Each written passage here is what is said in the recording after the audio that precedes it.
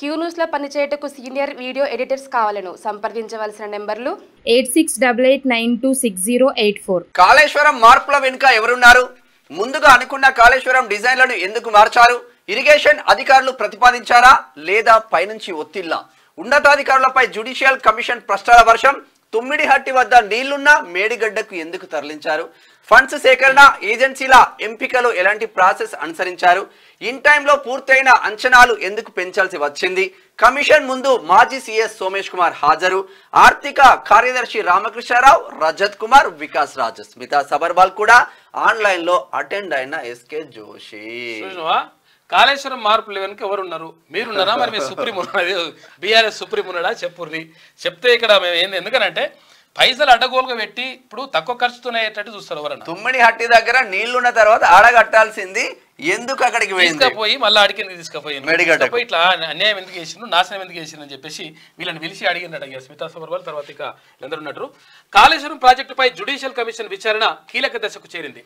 అయితే ఇన్నాళ్ళు ఇరిగేషన్ ఆఫీసర్లు, ఏజెన్సీ ప్రతినిధులను విచారించి టెక్నికల్ అంశాలను రాబట్టిన కమిషన్ ఇప్పుడు సెక్రటరీల స్థాయిలో జరిగిన పాలసీ డెసిషన్లు, ఫైనాన్స్ అంశాలపై ఎంక్వైరీ మొదలుపెట్టింది. ఇందులో భాగంగా సోమవారం హైదరాబాద్లోని బీఆర్కే భవన్లో మాజీ సీఎస్ సోమేష్ కుమార్ సహా పలువురు సీనియర్ ఐఏఎస్ అధికారులు కాళేశ్వరం జ్యుడిషియల్ కమిషన్ ఎంక్వైరీ చేసిందంట వాళ్ళని. అయితే ఇందులో కాళేశ్వరం జ్యుడిషియల్ కమిషన్ ముందు హాజరైన మాజీ సీఎస్ సోమేష్ కుమార్, తర్వాత స్మితా సబర్వాల్ వీళ్ళందరూ కూడా పోయినరంట. రజత్ కుమార్ అంట ఆయన విన్నాడుగా ఈ రజత్ కుమార్కి ఏమైందంటే అప్పుడు ఈ కాళేశ్వరం ప్రాజెక్టు కట్టంగానే కాళేశ్వరం ప్రాజెక్టు కట్టిన తర్వాత ఈ మెగా కంపెనీ ఉంటుంది కదా, ఈ మెగా కంపెనీ వాళ్ళు పైసలు ఇచ్చి ఇలా బిడపెళ్లి చేసిరట. మొత్తం బిడపెళ్లి ఖర్చులు అంటే మామూలుగా కాదు పెళ్లి, ఆ కథంతా కూడా చేసిండ్రంట. అట్లా రకరకాలుగా ఆరోపణలు ఉన్నాయి వీళ్ళ మీద. కాబట్టి ఏమైందిరా నాయన అని చెప్పేసి వీళ్ళని అడిగింది. ఒక నిమిషం. ఇక కాళేశ్వరం బ్లండర్, డిపిఆర్ లేకుండానే 3 బ్యారేజీలు అని చెప్పేసి కంచర్ల రఘు అంటా ఉన్నారు. తుమ్మిడిహట్టి వద్ద నిర్మించి ఉంటే 2 లక్షల ఎకరాలు అదనపు ఆయకట్టు వచ్చేది. మేడిగడ్డ బ్యారేజ్ తో కొత్త ఆయకట్టు లేకపోగా బ్యారేజ్ బ్యాక్ వాటర్ తో మంతని నియోజకవర్గం అంతా నాశనమైంది. 1000 ఎకరాలు మునుగుతున్నాయి.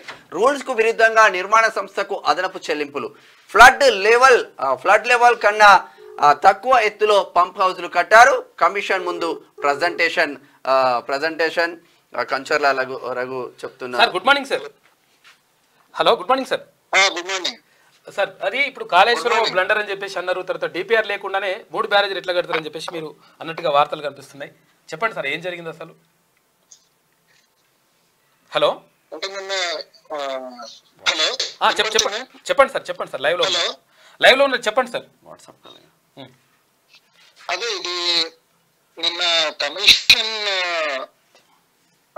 తోనే డిసిషన్ జరిగింది అనమాట. ముఖ్యంగా ఈ కాళేశ్వరం ప్రాజెక్టుకు సంబంధించి గతంలో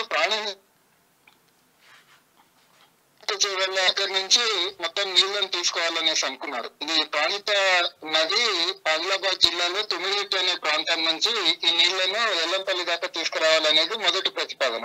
అయితే 2014 తర్వాత ప్రభుత్వం ఏం చెప్పిందంటే తుమ్మిడిహట్టి దగ్గర నీళ్లు లేవు, తుమ్మిడిహట్టి దగ్గర నుంచి తీసేసి మేడిగడ్డ దగ్గరికి మార్చారనమాట. దీంతో అసలు మొత్తం సమస్య అంతా దాంతోనే మొదలైంది. ఎందుకంటే మేడిగడ్డ దగ్గరికి మార్చేసరికి దాదాపు 25,000 కోట్ల రూపాయలు ఖర్చు పెరిగిపోయింది. రెండోది ఏంటంటే ప్రతి సంవత్సరం కూడా దాదాపు 1000 కోట్ల రూపాయలు కేవలం మేడిగడ్డ దగ్గర నుంచి వెల్లంపల్లికి లిఫ్ట్ చేయడానికి 1000 కోట్ల రూపాయల ఖర్చు పెరిగింది ప్రతి సంవత్సరం.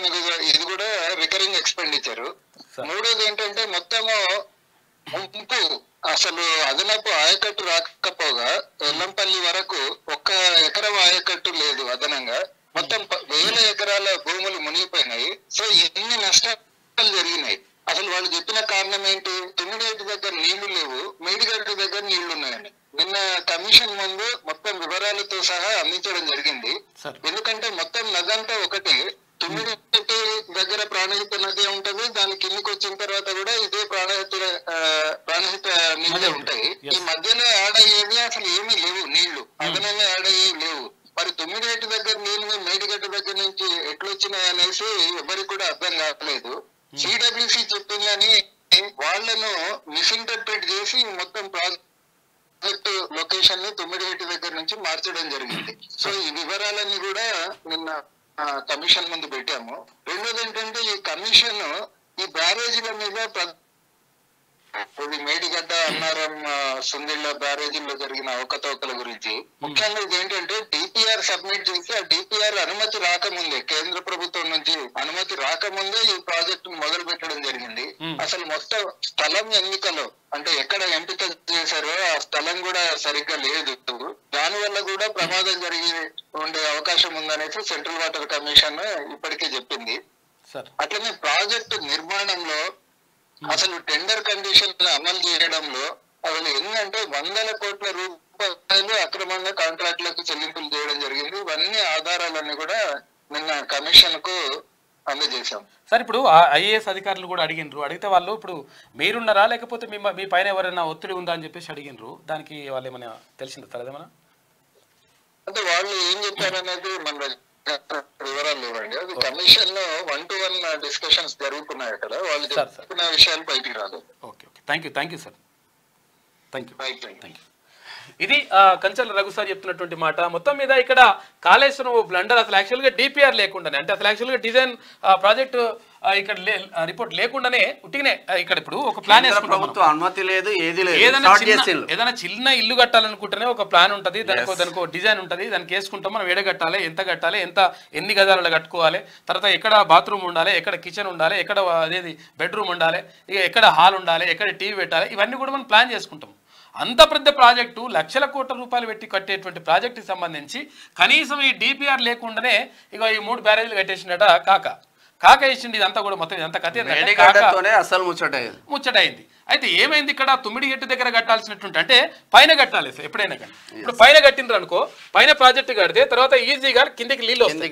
కానీ ఆయన ఏం చేసిండే వీడు కట్టిండు, కట్టిన తర్వాత పైకి నీళ్ళు తీసుకోండి, మళ్ళీ పైకి తీసుకొని మళ్ళీ తీసుకురావాలి. ఇదంతా దీనికి ఏమైందంటే కరెంటు ఖర్చు, తర్వాత 1000 కోట్ల రూపాయల కరెంటు ఖర్చు తెలంగాణ ప్రజల పైన భారం పడుతుంది. తర్వాత ఇంకొకటి ఏంటంటే ఈడ కడితే తక్కువ ఉండే, అసలు యాక్చువల్గా 38,000 కోట్ల రూపాయల అంచనా వ్యయంతో అక్కడ నిర్మించాలని చెప్పేసి అప్పుడు వైఎస్ రాజశేఖర రెడ్డి గవర్నమెంట్ నిర్ణయించింది. ప్రాణహిత అంటే డాక్టర్ బిఆర్ అంబేద్కర్ ప్రాణహిత చేవెళ్ళ సుజల స్రవంతి అని చెప్పేసి ఆ పేరుతోటి అక్కడ ప్రాజెక్ట్ నిర్మాణం చేయాలని చెప్పేసి వాళ్ళు భావించిండ్రు. అయితే అది దానికి 38,000 కోట్ల రూపాయల అంచనా వ్యయాన్ని వాళ్ళు ప్రతిపాదన చేసిండ్రు.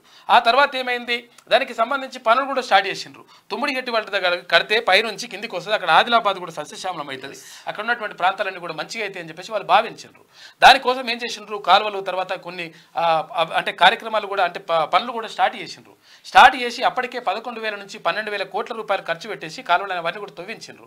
ఇవన్నీ వేసిన తర్వాత అది పక్కకు పెట్టేసిండు కాక, ఎందుకంటే అది వేస్తే అందులో కమిషన్ ఏం రాదు కదా.